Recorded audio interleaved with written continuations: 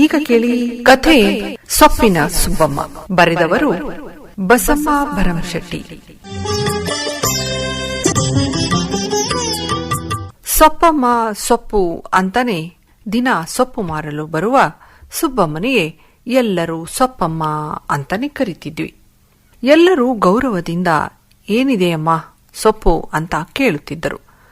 ಸೊಪ್ಪಮ್ಮ ತುಂಬಾ ಚೆಲುವೆ, ಎತ್ತರದ ನಿಲುವು, ಅಗಲ ಹಣೆ, ನೀಳ ನಾಸಿಕ ಬಿಳಿ ಬಣ್ಣ, ದಡಿ ಇದ್ದ ಕಾಟನ್ ಸೀರೆ ಉಟ್ಟು, ಮ್ಯಾಚಿಂಗ್ ಕುಪ್ಪಸ ತೊಟ್ಟು, ಹಣೆ ಮೇಲೆ 3 ವಿಭೂತಿಯ ಬಟ್ಟು, ಕಾಸಗಲ ಕೆಂಪು ಕುಂಕುಮ ಬಟ್ಟು, ಸ್ವಚ್ಛ ಬಿದಿರು ಬುಟ್ಟಿಯಲ್ಲಿ ಒಂದೊಂದು ಬೇರೆ ಬೇರೆ ಬಟ್ಟಿ ಸುರುಳಿ ಸುತ್ತಿ ಒಪ್ಪಾಗಿ ಜೋಡಿಸಿಟ್ಟುಕೊಂಡು, ಸಿಂಬೆ ಮೇಲೆ ಬುಟ್ಟಿ, ತಲಿ ಮೇಲೆ ರೊಟ್ಟಿ ಹಾಕಲಿಕ್ಕೆ ಒಂದು ಸಣ್ಣ ಅರಬಿ ಚೀಲ ಟೊಂಕಿಗೆ ಸಿಗಿಸಿಕೊಂಡು, ಒಂದು ಸಣ್ಣ ಬಾಟಲ್ ನೀರು ಹೆಗಲಿಗೆ ಸೊಪ್ಪು ಕೊಡುವಾಗ ಬೀಳುವ ಕಸ ಹಾಕಿಕೊಂಡು ಹೋಗಲಿಕ್ಕೆ ಒಂದು ಪ್ಲಾಸ್ಟಿಕ್ ಚೀಲವನ್ನು ಕೂಡ ತೆಗೆದುಕೊಂಡು ಊರೆಲ್ಲ ಸುತ್ತಿ ಎಲ್ಲರನ್ನೂ ಅವ್ವ, ಅಕ್ಕ, ಅಣ್ಣ, ಅಜ್ಜ ಅಂತ ಮಾತನಾಡಿಸುತ್ತಾ ಸೊಪ್ಪು ಮಾರಿ ಹೋಗುವಳು.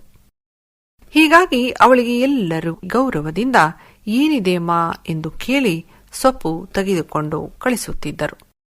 ಒಬ್ಬೊಬ್ಬರು ಅವಳು ತಾಜಾ ಸೊಪ್ಪು ತರುವಳೆಂದು ಅವಳಿಗಾಗಿ ಕಾದು ಸೊಪ್ಪು ತಗೊಳ್ತಿದ್ರು. ಒಂದು ದಿನ ಒಂದು ದೊಡ್ಡ ಮನೆಯ ಮುಂದೆ ಯಾರೋ ಹೆಣ್ಣು ಮಗಳು ಏನಿದೆಯಮ್ಮ ಸೊಪ್ಪು ಎಂದು ಕೂಗಿದ ಧ್ವನಿ ಕೇಳಿಸಿತು. ತಿರುಗಿ ನೋಡಿದಾಗ ಮಧ್ಯಮ ವಯಸ್ಸದ ಸುಂದರವಾದ ಹೆಣ್ಣು ಮಗಳು ನಿಂತಿದ್ದಳು. ಸೊಪ್ಪಮ್ಮ ಹತ್ತಿರ ಬಂದು, ನೀವು ಈ ಊರಿಗೆ ಹೊಸಬ್ರಾ?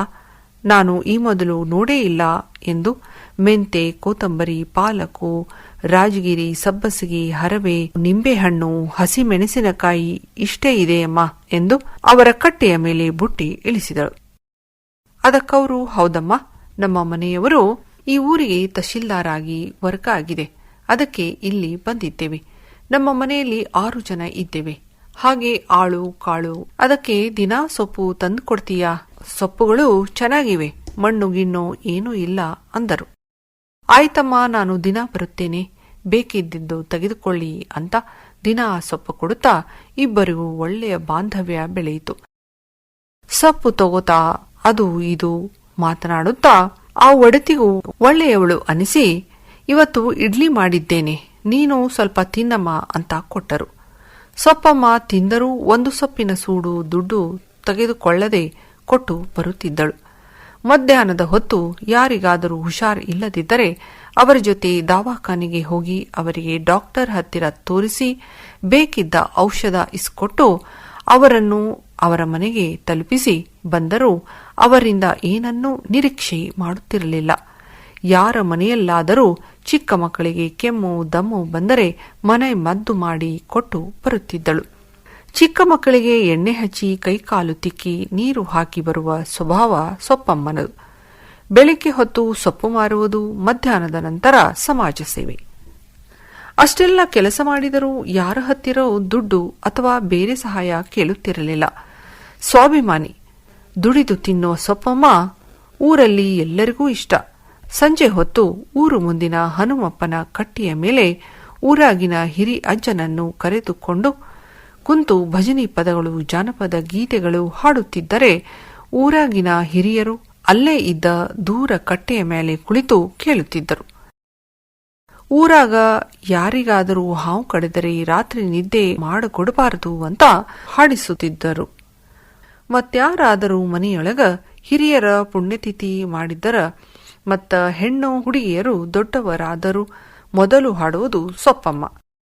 ಯಾರಾದರೂ ಸೊಪ್ಪಮ್ಮ ನಿನಗೆ ಏನು ಬೇಕು ಕೇಳು ಅಂದರೆ, ಇಲ್ಲವ್ವ, ನನ್ನ ಕೈಕಾಲು ಗಟ್ಟಿಯವ, ದುಡಿ ತಿಂದ್ರೆ ನನ್ನ ಮೈಗೆ ಹತ್ತದ, ಇನ್ನೊಬ್ಬರ ಮುಂದೆ ಕೈ ಚಾಚಲಾರದಂಗ ಕೈ ಕೋಲು ಬರುವುದರ ಒಳಗೆ ಆ ದೇವ್ರು ಮೇಲೆ ಕರ್ಕೊಂಡು ಹೋದ್ರೆ ಸಾಕು, ಅಷ್ಟಕ್ಕೂ ನನಗೇನಾರ ಆದ್ರ ನೀವೇ ಅಲ್ಲ ಎಲ್ಲ ಮಾಡೋರು, ನನಗ್ಯಾರದಾರ ಅಂತ ಮಾತಾಡಿ ಎಲ್ಲರ ಬಾಯಲ್ಲಿ ಹೌದು ಅನ್ನಿಸಿಕೊಂಡು ಬಾಳುತ್ತಿದ್ದ ಸೊಪ್ಪಮ್ಮ ಹೀಗೆ 2-3 ವರ್ಷ ಕಳೆಯಿತು.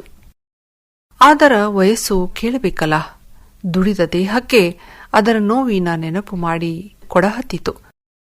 ಸೊಪ್ಪಮ್ಮನಿಗೆ ಮಂಡಿ ನೋವು ಶುರುವಾಯಿತು. ಕುಂಟುತ್ತಾ ಬಂದು ಸೊಪ್ಪ ಮಾರಿ ಸುಸ್ತಾಗಿ ಮಲಗುತ್ತಿದ್ದಳು. ಒಮ್ಮೊಮ್ಮೆ ಸೊಪ್ಪು ತರುವುದೇ ಬಿಡುತ್ತಿದ್ದಳು.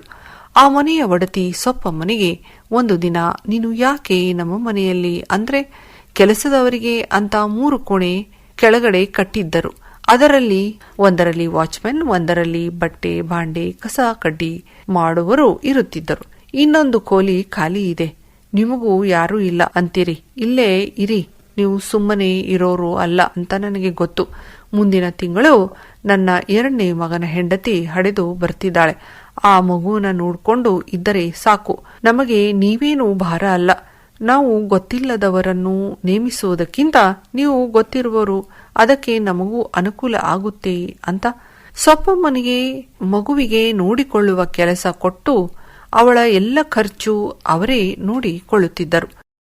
ಸೊಪ್ಪಮ್ಮ ತನ್ನ ಕೆಲಸ ನಿಯಮಿತದಿಂದ ಮಾಡಿ ಸ್ವಚ್ಛ ದುಡಿಮೆ ಬದುಕಿದ್ದಕ್ಕೆ ದೇವರು ಆ ತಾಯಿಯ ರೂಪದಲ್ಲಿ ಬಂದು ಸಹಾಯ ಮಾಡಿದ ಅನಿಸುತ್ತದೆ. ಯಾರು ಇಲ್ಲದವರಿಗೆ ಎಲ್ಲಾದರೂ ಒಂದು ದಾರಿ ಇರುತ್ತೆ ಅನ್ನುವುದಕ್ಕೆ ಈ ಸೊಪ್ಪಮ್ಮನ ಬದುಕೆ ಸಾಕ್ಷಿಯಾಗಿತ್ತು ಅಲ್ವೇ ಪ್ರಿಯ ಕೇಳುವರೇ? ನೀವೇನಂತೀರಾ?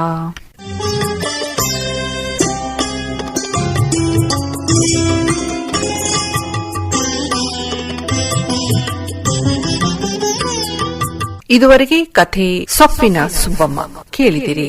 ಬರೆದವರು ಬಸಮ್ಮ ಭರಮಶೆಟ್ಟಿ.